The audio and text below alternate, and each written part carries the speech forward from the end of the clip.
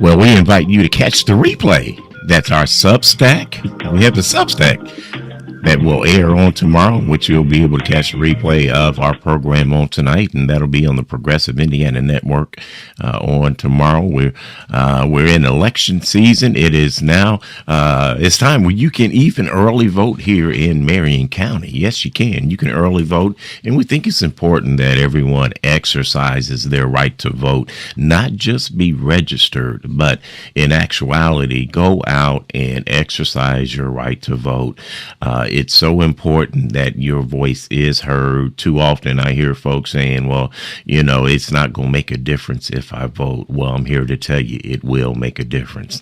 And we're going to be talking about difference makers on tonight, as we're going to have a guest joining us who is a candidate for the 7th Congressional District here in Indiana. He's George Hornedo. He's going to join us here shortly, and we invite you to be part of the conversation. You can call into the radio station. That number is 317-480-1310. Once again, 317-480-1310. You can also comment on our Concerned Clergy Facebook page, and as well as my own page, Tony Alexander. We'll take those comments also. Let us pray. Father God, Lord, we thank you for this day. Lord, we pray in the name of Jesus, Lord, for our entire world. Lord, we know that there are wars, rumors of wars, but we still believe, oh Heavenly Father, Lord, that you are in control. Lead us, guide us, and direct us on tonight. Bless us, bless our guests and our listening audience. In Jesus' name I pray. Amen. Well, once again, I'm Reverend Alexander. I'm glad to be with you on tonight. And as I shared earlier, we're looking forward to hearing from our candidate on tonight, George Hornedo, and he's going to share a little bit about what his platform is, what it is that he's going to do different. We know that we have an incumbent that is currently in that seat, Congressman Andre Carson. But during this primary season, there's definitely some competition there in the Democrat primary. And Mr. Hornedo is going to be one of those that's going to join us on tonight. He's going to share a little bit. So let us go ahead and we'll bring in our president as well, as he's with us on this evening as well. So I want to say good evening, Mr. President and Mr. Hornedo. How are you? Good evening. I'm glad to be with both of you gentlemen on tonight. Mr. Hornedo, you must be on mute. Don't hear you.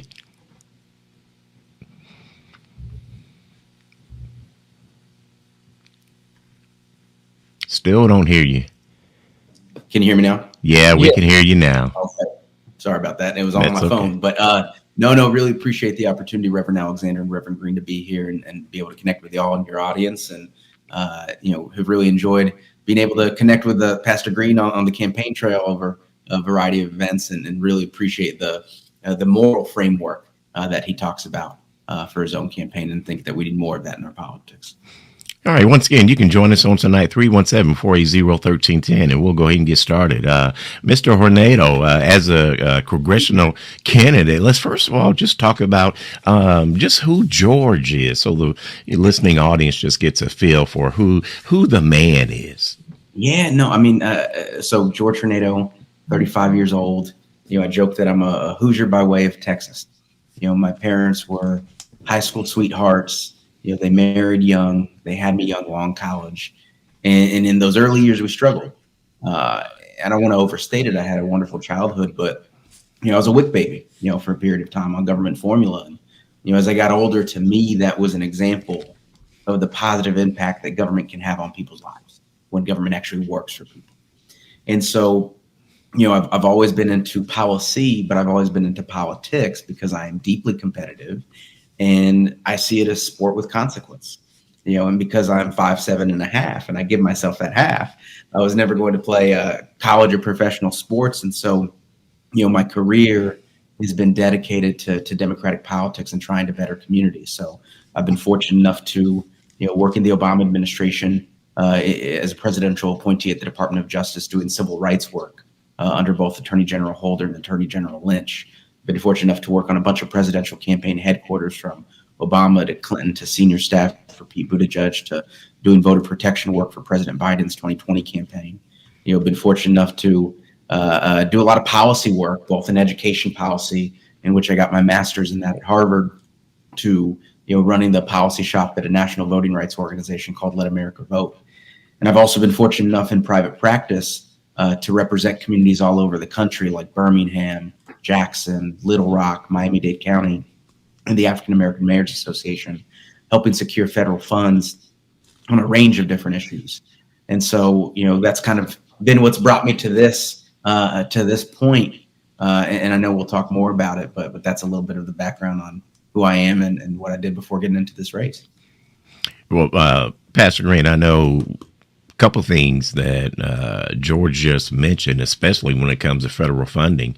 That's something that, one, we're hearing our current president saying that we don't need federal funding for such things such as Medicaid, Medicare, daycare, and things such as that. And then two, when we look at the state of what's going on in Indiana, it's really important that we have some funding dollars coming here. And I know that's something you've been trying to at least help folks understand, that we really need to watch or at least be in tune with those funding dollars that are flowing here to Indiana. Oh, without a doubt, that's one of my big concerns. We've got to get more dollars to Indiana, get it in the right hands where it can meet the needs of Hoosiers.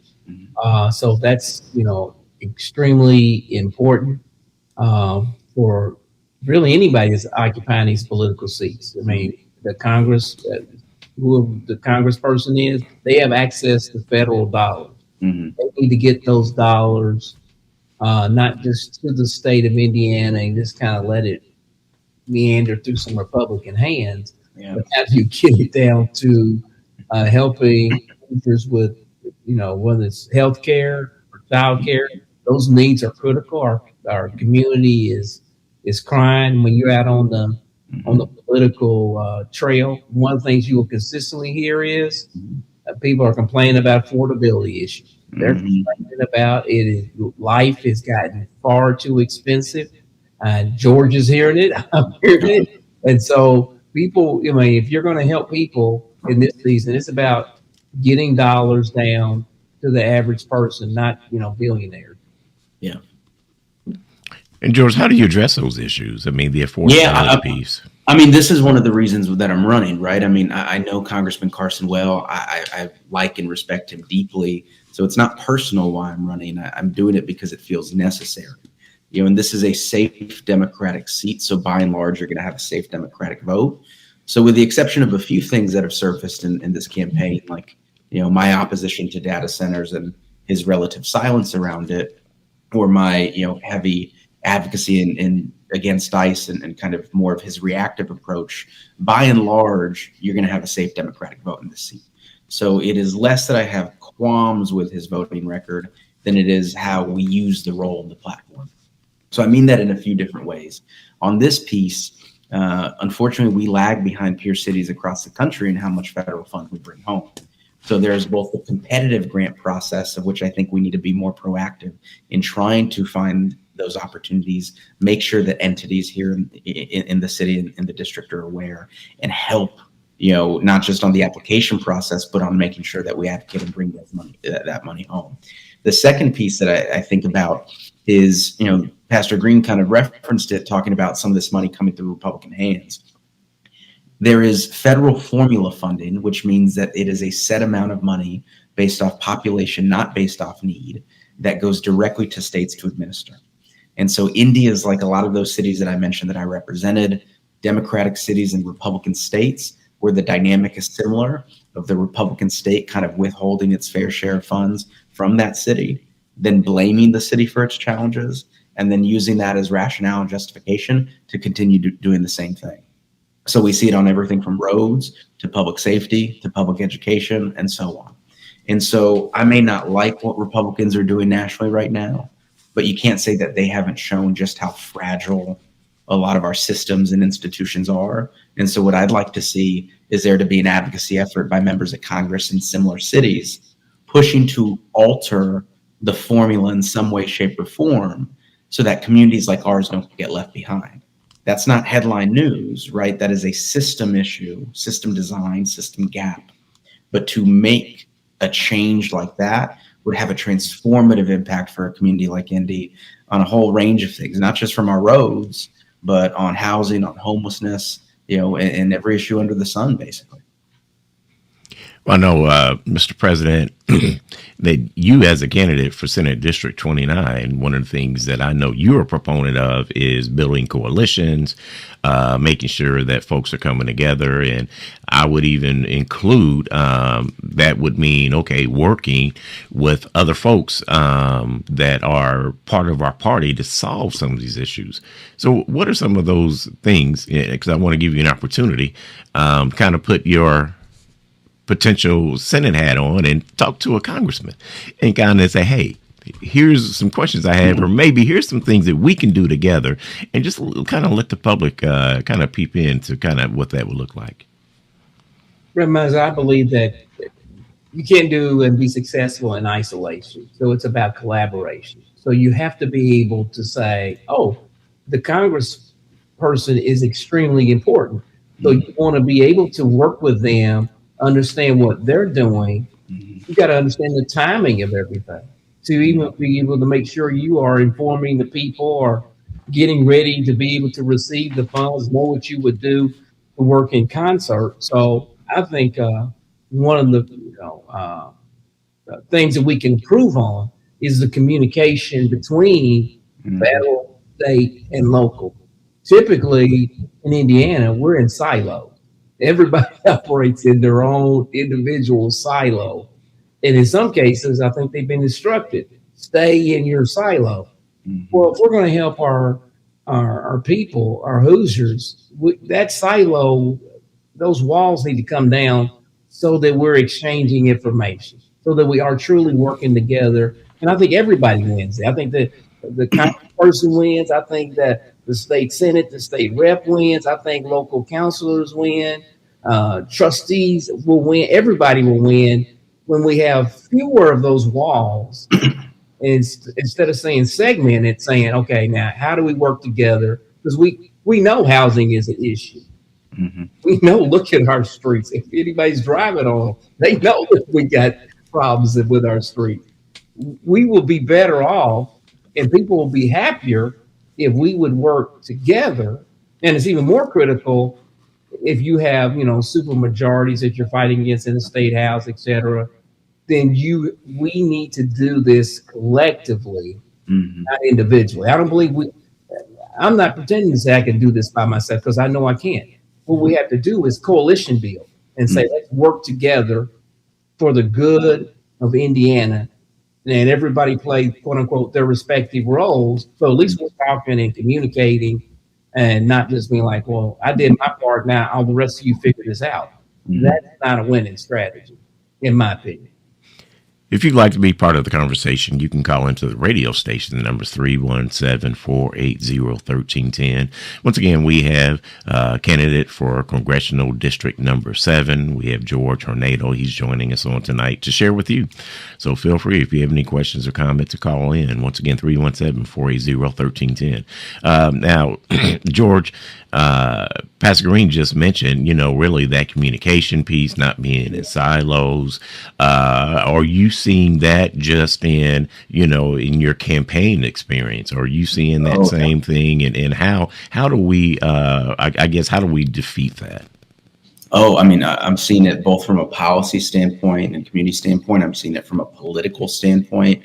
Look, the traditional model in politics is top down, right? It's you spend all your time talking to donors or maybe just grass tops folks and, raise as much money as you can, don't invest it in community. And then in the final 1 to 2 months, you do TV ads. I think the biggest problem in our politics right now, before you even get to policy or message or messenger, is an erosion of trust. And I don't think you rebuild that trust in our leaders, in our parties, in our system at large with TV ads. I think you got to do it bottom up, be in community, actually talk to people. This isn't groundbreaking, right? We have built the largest Democratic field operation that the state has seen in years. We've knocked over 38,000 doors so far, on track to get close to 60,000. We have made over 1 million calls. We've had direct one-on-one conversations with over 16,000 folks here in district. And, what we're hearing are not just a heat map of the different issues that people are facing in their daily lives, but most people don't know, and certainly nobody cares, whether a solution comes from federal, state, or local government. And then the other piece, to Pastor Greene's point, is that most of these problems are extremely complex, and it requires whole of government solutions. And so in the absence of a governor, and unfortunately a mayor as well, that have that sort of forward-looking vision, if I get into this seat, I want to use it as a platform to put forward a vision on any given issue, be that advocate in chief. Because vision building is difficult, yes, and rallying people around a vision is even harder. Executing upon a vision is the hardest. But if you don't have a vision, then you're just walking aimlessly.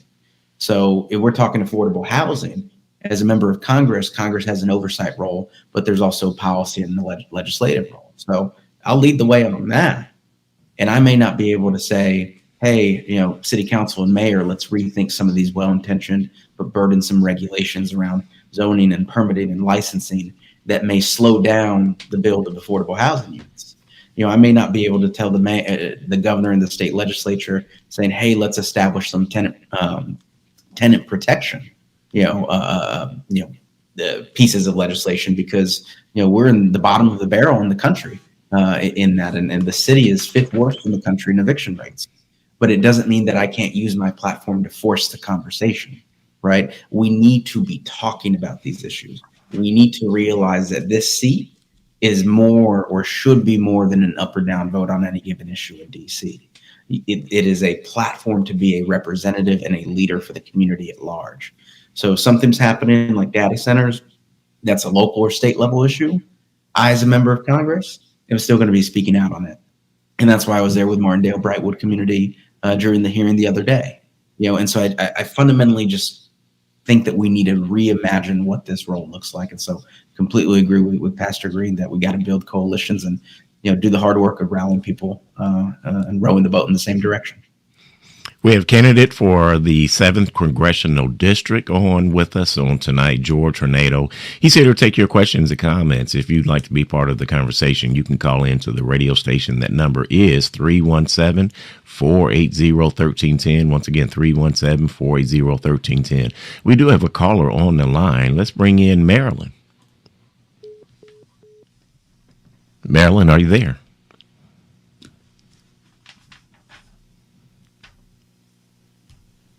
I think we may have lost Marilyn. Okay. Well, Marilyn, feel free to call back. Once again, 317-480-1310, 317-480-1310. Now, you've actually mentioned, George, quite a few issues right here that we're dealing with in Indiana. And Pastor Greene, he mentioned the data centers, which you've been speaking out against. We know we've got ICE, that's here in central Indiana. He talked about the affordable housing crisis that we're suffering. Those are issues that a lot of folks are dealing with right now. And it's something I'm not sure that we can say that we've got leadership that's leading us in those areas. Yeah. No, I mean, that's why I'm running, right? I kind of just got tired of looking around for that leadership. I think we continue to see this pattern of the state blaming the city blaming the state, and federal representation sitting on the sidelines saying, not my purview. But when people are struggling, everything should be your purview, right? If people are uncomfortable, I, as a member of Congress, should never feel comfortable in that seat, because it means that there is more work to do to make the uncomfortable comfortable. Well, that's something that I think a lot about, and that's why we just need to reimagine this. We're not New York, we're not California, we're not Illinois. We don't have all these Democratic members in our congressional delegation, and this is the only safe Democratic seat. So I think this is a critical time for the city of Indianapolis, with this seat, and I also think with the 2027 mayoral race, to get new leadership in that is a break from the past, that actually has a bold, forward-looking vision for what this community can be, but also understands that that's the baseline of the job, right? We got to do that coalition building. We got to do the beyond just the coalition building with respect to policy. We have to do the party building work, because that's the other thing that animates me for this race. I think 21 years of one party rule by any party, quite frankly, doesn't necessarily lend itself to the best outcomes, because then you don't have to work with people, and 21 years of one party Republican rule has led to really detrimental impacts, for the state and certainly for Indianapolis. And go ahead. No, go ahead and finish your thought. I was going to say, I think about the fact that when Julia Carson was in this seat, this was the best district in the state in voter turnout. And that's when we had more balanced government and Democrats were competing, even winning statewide. Unfortunately, now we're the worst district in the state in voter turnout, in a state that already ranks dead last in the country in voter turnout. So for Indy to be one of the least politically engaged places in the country is both embarrassing, but it doesn't have to be that way. And so that's why I think that we need to be organizing year round. So, successful in this race, it doesn't stop. Being able to get to Congress isn't the destination. That's the beginning. And that's just one place to do the work, because it's also doing the work here at home in the community. I'm trying to build an ecosystem here where Democrats can succeed across the board, because we have to start thinking about we and less about me. All right. Well, a couple of things that he just mentioned there. Number one, it's going to be work. It's going to take work. And then also we can actually look at, when we're looking at the current climate, we don't necessarily have to just subscribe to the fact that, okay, we're in the supermajority and we're the minority, because we can change that. We certainly can. But let's go ahead. We'll go to our first commercial break. We did get, we lost Marilyn, but I think Marilyn's back. So we'll try to have Marilyn join us when we come back from our commercial break. Once again, if you'd like to be part of the conversation, you have a question for our candidate, feel free to call in. That number is 317-480-1310. 317-480-1310. You're listening to the Concerned Clergy Radio Show on Praise AM 1310, 95.1 FM, Indy's Inspiration Station.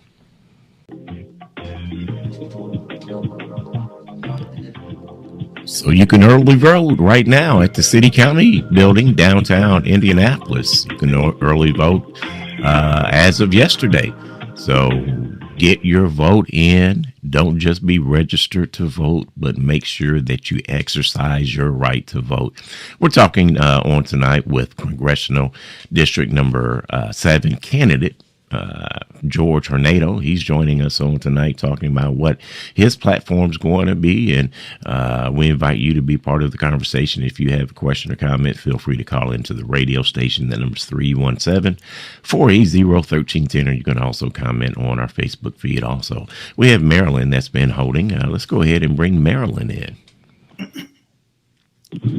Marilyn, hi everybody. Good evening. Good evening. Good. Okay, I have, I guess, a comment and a couple questions. Based on what you spoke about, getting the party to collaborate and come together and work together, I have a concern. Well, let me ask you this question first. Do you know how many opponents you have for this seat? Yes, ma'am. How many people are running for the same seat you're running for? Yes, ma'am. Including the congressman, there are 4 candidates in the race. Okay. So with 4 candidates in the race, do you feel like that could possibly split the vote and we still not win the seat? Just to be clear, this is 4 candidates in the Democratic primary. Early voting starting now, started yesterday, and it's on May 5th.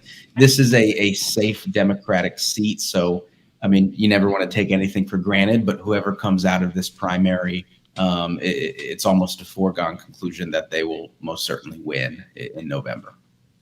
Okay. If I thought that I would put the seat for Republicans, I would have. Okay.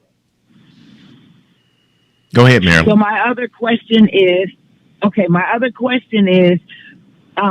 say you don't win and one of your opponents win, will you be willing to collaborate and work with them concerning the issues of our state? Oh, absolutely. I mean, obviously we want, whatever Democratic nominee comes out of the primary to be successful in November. And, look, elected office is but one way to have an impact. I had an impact before I was a candidate. I'll have an impact, if I win, I'll have an impact, even if I'm not successful in this endeavor. And, always going to do the work to try and better the community and from whatever perch that I can. Okay, then I have one more question. Okay, Marilyn. They are okay. I'm not under. There's a lot of. I live on the east side of town, and they're doing a lot of building around us, which is causing people to home property taxes and assessments on their homes to go up excessively, because I'm fighting it. I have an appeal filed on mine right now because I feel like, will there be anything that we can come up with to put a hold on that? Because it's not fair that if a new community or one house in the community builds and or remodels, doesn't mean everybody in the community now have to have their prices jacked up. That ain't even right. I mean, trust me. That's not right. We need to just make some amendments to that. Yeah, trust me, I feel your pain. I'm considering doing an appeal on the property tax that I got coming in. I had to do a double take and say, is that right? Like, that can't be right. And it's an issue that I hear a lot about the doors, and people are hurting. And I think it's not just property taxes, but it's everything at large. So it feels like a nail in the coffin, right? When groceries are as high as they are, utility costs are rising, childcare for those that, have the need for childcare, right? Healthcare costs. So it just feels almost like we're hamsters on a wheel, and we keep running and we can't get there. We can't catch up, and everything's increasing, but our wages, right? And so it's a broader and larger issue on the property tax piece itself. Unfortunately, that's more on the state local side. So I'm sure Pastor Greene's got some ideas there, but I would want to be, to the point of coalition building, be able to use my platform to talk about how people are hurting, and we got to figure something out. We need reforms. We need something better. Thank you so much for your phone call, Marilyn. Okay. Thank you, Marilyn. All right, and continue to listen and call in, and we'll toss it to you right there, Mr. President, because I know you've been hearing that pretty much every place you go, that affordability piece, the property taxes, everything that George just kind of mentioned, and he said that's something that could be more of a state and local issue, and you've been hearing it as a state candidate. Oh, without a doubt, affordability first is my platform. But everybody I talk to, life is too expensive. I mean, but a lot of these decisions happen at the federal level, right? We're currently in a war. What happened as a result of that? Gas prices went up. Grocery prices were already up. Now gas prices are up. Utility rates are unstable. Property taxes are up. Even in well-to-do neighborhoods, because of the impact of state laws. People are looking at referendums. We got 44 schools currently in the state of Indiana that are looking to vote on a referendum in November just to support public education. That will we call it a referendum. The simple term for it, that's another tax, right? People are looking like, okay, how do I swallow all of this? And it's becoming very difficult, and even more difficult if you look for people who are on fixed income, seniors having to pick and choose between, hey, do I take care of my health care or is it my groceries here? And how do I balance that? And I'm literally talking to people, Rev Alexander, are cutting their peels in half. And while they're, taking half the peel when they should be taking the whole peel, I'm not sure that's what should be happening because that doctor prescribed a full pill. I'm not a doctor, but I'm like, I don't know about that. But they're being forced to make those types of decisions. And you hate that for people who have spent a lifetime doing all the right things and now wake up and find themselves in this boat. And a lot of it's driven by decisions, quote unquote, outside of their control. Because whether we like it or not, these things overlap. What happens at the federal government is going to walk down your street. This current thing is an example, right? Because of what's happening, with a decision made about this war, drive to the gas station, and you'll see the impact of that. Yeah. And I think, just to jump in there real quick, I think Pastor Greene, about how we spoke recently about the idea of a budget being a moral document, and it shows your priorities. And to hear, okay, our mad king, of a president wants to spend $200 billion for a conflict in Iran that nobody wants, when that could, house, our neighbors here, that could, feed the hungry, that could educate our children, and our priorities are deeply off. We've got a governor that touts a $1.2 billion, plus dollar budget surplus that he made on the backs of seniors and working families and children, and it's not right. And I think about some of these people I've been able to connect with on the trail, right? Because every single day, it's different stories of struggle and of challenge. I think about the 25-year IPS educator that can't stretch her dollar far enough, so she's now going to a food bank. An IPS educator, somebody that is investing in the community, investing in our children, but the community can't invest back in her. I think about the mother with 2 young boys on the spectrum that said that they are detrimentally affected by cuts to special education. I think about the woman with multiple sclerosis that, said she was turned away, said that she can't get food stamps because she makes $100 more than the threshold. And the story that really kind of sticks with me, and I keep coming back to, it was very, I think, formative for me in this campaign.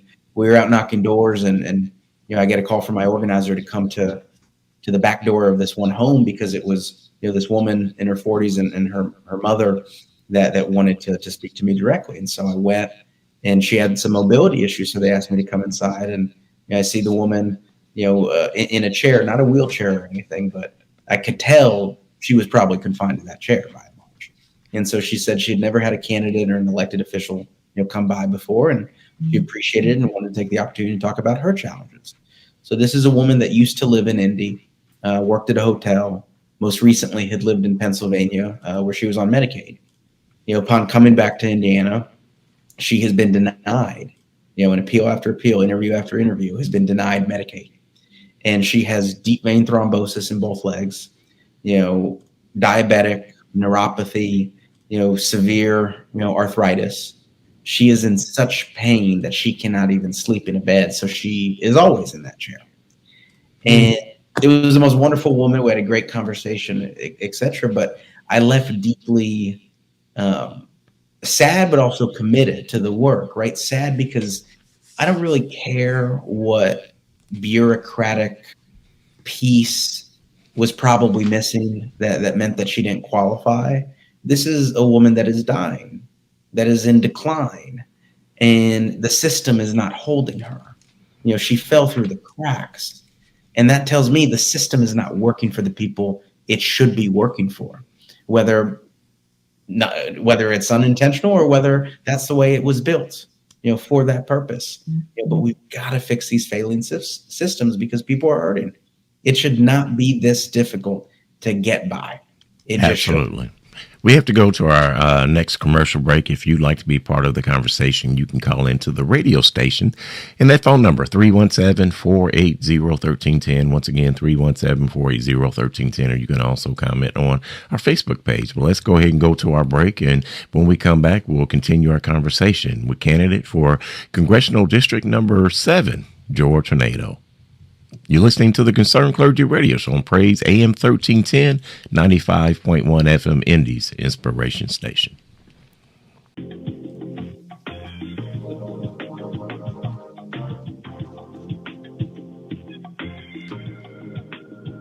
United States can't take care of daycare. It has to be up to a state.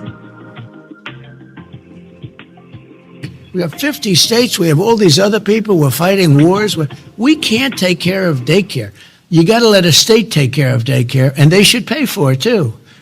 They should pay. They have to raise their taxes, but they should pay for it. And we could lower our taxes a little bit to them to make up, but it's not possible for us to take care of daycare. Medicaid, Medicare, all these individual things, they can do it on a state basis. You can't do it on a federal. We have to take care of one thing, military protection. We have to guard the country. But all these little things, all these little scams that have taken place, you have to let states take care of them, Russell, and you have to do it. Linda McMahon, she's done such a great job. She's moved education back to the states. And you know what? You need congressional approval. I said, don't worry about it, just do it. She did it. They're largely back in the states. We have all these buildings empty, education building. Where is Linda? She's not here, right? But I'll tell you, let her know I said it. All right, so there we go. That's where we're at right now. Currently, from a federal level, we're being told that federal government's not going to provide funding. That's the direction that we're going to, and they're saying it's going to be up to the states.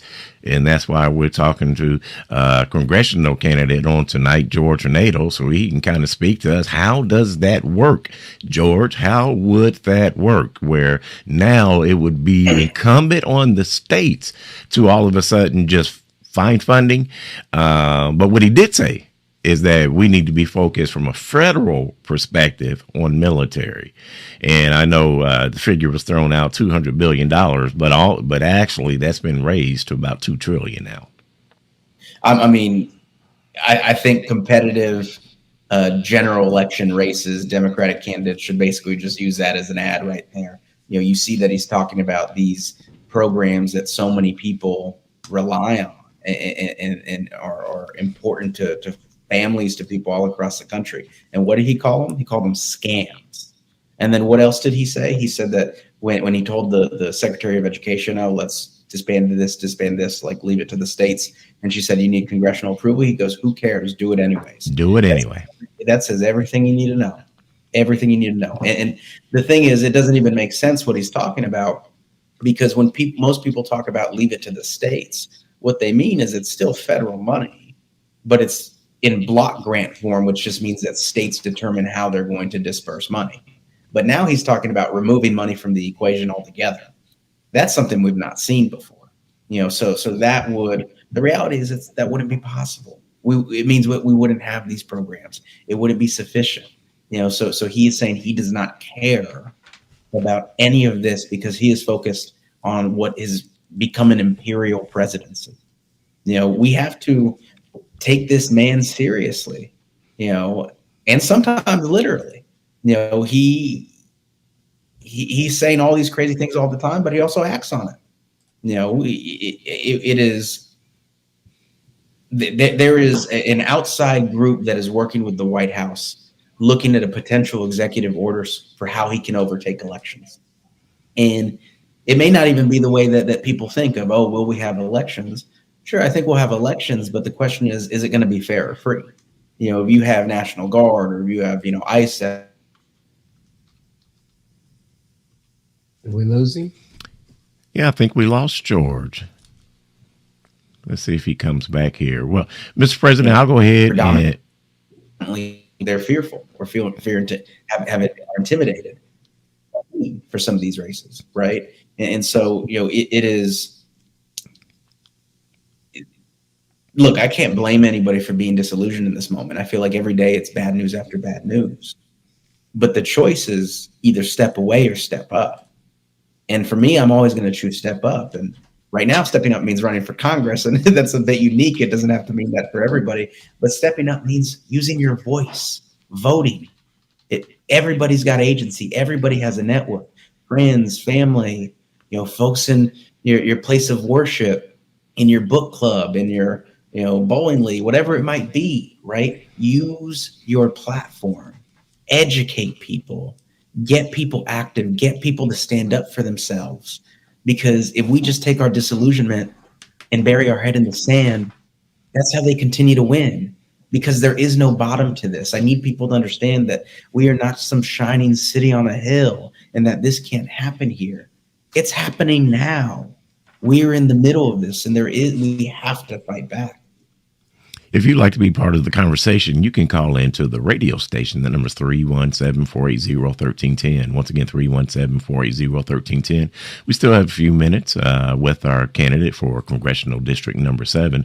Now, Pastor Greene, George just kind of highlighted, the importance of getting people involved. I know you've been kind of, banging on doors as well. What are you hearing as far as, the, I'll say, the excitement? Are people getting at least energized to go out and vote now? Or are we still seeing that, the numbers that Indiana's had in the past, that's kind of what we can look forward again in this primary? I think you're going to see more people participate. I'm not saying I'd say they're driven by their frustration. I think that their concern and their frustration hopefully is going to mean you're going to see more people turn out to vote. And there is urgency because when you see what is going on, by November, we do need to see a Democrat wave where that Congress shifts and they are becoming vocal, lifting their voices against the president and what he's doing. Because he's doing these actions without congressional oversight. He's just rolling as a dictator. And our democracy is at stake. And so who we see in the Congress does matter because they need to be lifting their voices when they get there because it's going to be critical at that time for the situation that we face right now. And then all the he is doing it rolling down. And when he's taking funds, whether that's federal coming to the state, well, what Governor Braun is doing is saying, hey, we ain't gonna handle that. You local people handle that. And so that he's passing the thing, saying, okay, this is what we got. I'm passing on to the local people. So local people, you go figure out healthcare. You go figure out childcare. You go figure out these issues. Well, the local government doesn't have monies to do that. The only way they could do that is there would have to be a heck of a tax increase to say, okay, people, y'all pay for this. And there are counties that clearly can't even begin to do that. It's not even an option. But that's what they're forcing people to in simplistic terms. The president, all he wants is for military. Send it to the state figure it out. And in the case of Indiana, Governor Braun is saying, hey, local people will figure it out. Well, as George wants to go to the federal levels of the Congress and lift his voice, well, guess what? At the state level, we've got to go to Governor Braun and lift our voices. There's any time to be silent. As George mentioned earlier, I put things in a moral frame, and because I see it as a moral issue, we cannot be silent. We must lift our voices in this season. And George, I think you're back with us now. Now, I mean, even to that point, we haven't even talked about roads, which is a huge issue right now. While we're talking about all the other items, healthcare, daycare. I mean, for those that don't even vote, they're dealing with the conditions of the potholes in the roads in Indiana. I mean, we've got the worst roads in the state, and the state is ranked worst in the country in infrastructure. And so, again, it doesn't have to be this way. And if government can't prove that it can work for people on something as seemingly basic as our roads, then how are people supposed to trust it on everything else, right? And so, there is that state and local component, and people, say that to me, and I said, yes, but anything that is state and local can also be a federal issue. So I think about it in a couple of different ways. For one, if I am more proactive in bringing competitive grant money home on any given issue, does that free up the city budget to put more money towards infrastructure? Obviously, I can't make the mayor and the council do that, but I can allow for the circumstances where it's possible. Then the other piece that I think about goes back to that, adjusting the federal formula, funding formula that I talked about earlier, so that communities like ours don't get left behind. Because right now, federal road funding flows directly to the state to then determine how they administer it. But as a Democratic city and a Republican-led state, we are often get the short end of the stick as it comes to that. And so we have to think creatively and outside of the box on how to get around that, unless we're able to build a better working relationship with the state and make sure that we get our fair share. But to date, that's not been. Well, typically when we hear Trump say stuff out loud, then you'll see an immediate, domino effect, if you will, by all of the lawmakers on the Republican side or the MAGA lawmakers trying to institute what it is he just said out loud. Are we seeing that here in Indiana, where we actually have Republicans trying to find a way, or are they even willing to fight against, what he said, as far as it's going to have to come down to the states and dealing with daycare, Medicare, Medicaid, and Social Security? I mean, I think with the governor is ranked either the worst or second least popular governor in the country. So I don't think that what he says necessarily goes with the state legislature. And we saw that in the redistricting fight, right? That battle, I think, was really important. And there's a lot of coalition building that folks like Pastor Greene were leading, a lot of great work from organizations across the state. For our campaign, we built the largest field operation on the Democratic side to both educate voters what was at stake with redistricting, as well as help drive them to action. So we knocked at that point over 24,000 doors, over 47,000 phone calls to do that, because this congressional seat was not going to exist in the way that it's currently drawn up. And so at that point, I pivoted the campaign to be a vehicle for grassroots defense. Thought about, how do we turn every ounce of volunteer energy, every phone banking shift, every hour knocking doors into doing that work to get people, engaged in this effort. And as much as that was work that us on the Democratic side of the aisle were doing, it was also a lot on the Republican side.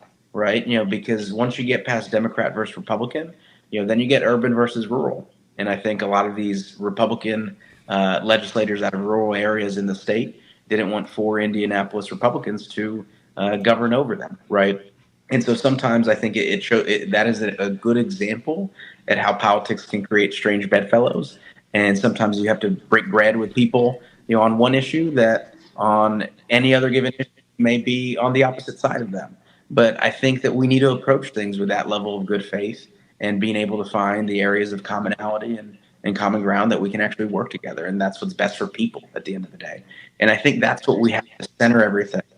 Because the reality is, am I a Democrat? Sure. My whole career, like I mentioned earlier, has been in Democratic politics. I'm proud to be a Democrat. But at the end of the day, I'm a person first. And I'm always going to be about people, results, and accountability. And so if we put people before party, we're going to have a lot more success, not just as a party, but as a state as well. Well, I know that's certainly something you've been, as you've been on your campaign trail, Mr. President, you've kind of been leading with just that what we're dealing with. It's, all about morality and thinking about people first. It has to be, in my opinion.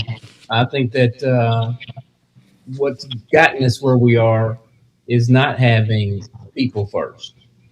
And so if we're going to fix the problem, we don't want just a blue wave. We need a blue wave that's going to put people first, because we have to see, how did we get here? And if we don't, and you can't ask the same people who got you here to fix the problem generally. In my opinion, you're going to have a fresh set of eyes, a fresh set of voices at the table to shift this, because there's a reason why we are where we are. Elections do have consequences.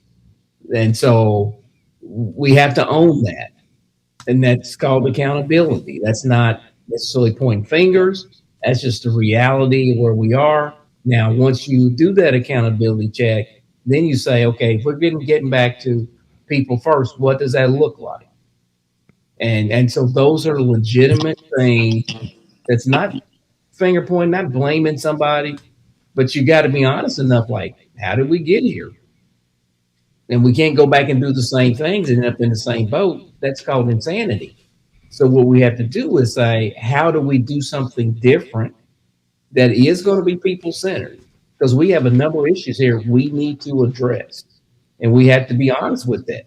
You don't lie and pretend like your roads are great when they're not. You got to own that. Hey, our streets need some help. And so we've got to own that. And we got to say, hey, we got to fix that. What's that going to take? We got to put people first. We're going to have to do some things a little differently. And we have to own that. We didn't get there just because the Republicans. We've contributed to that.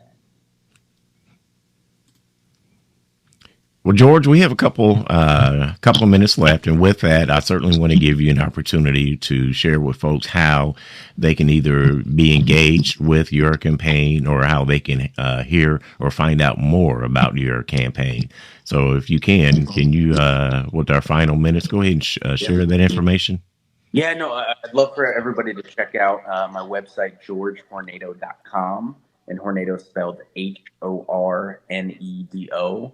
You can learn a little bit more about me, watch some of the campaign videos that we've been able to put out, which I think are a distillation of the sort of campaign we're running.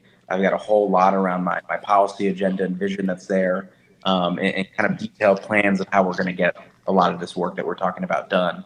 But also, like I said, this is a bottom-up campaign. This is less about me than it is about community, and so that's why I'm wanting to hear and talk to as many different people as possible and learn about not just what you want out of your representation, but what are the issues that are top of mind for you.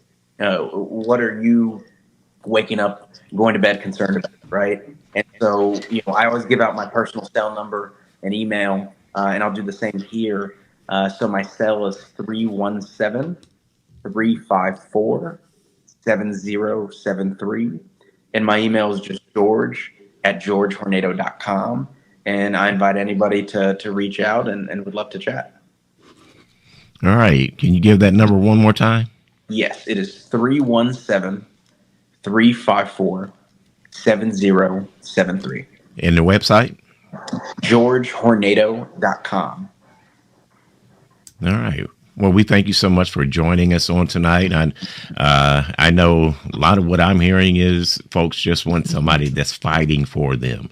They feel like, we're just a punching bag and just getting hit and not able to hit back. So having someone that's fighting for the people is, I will say, step number one.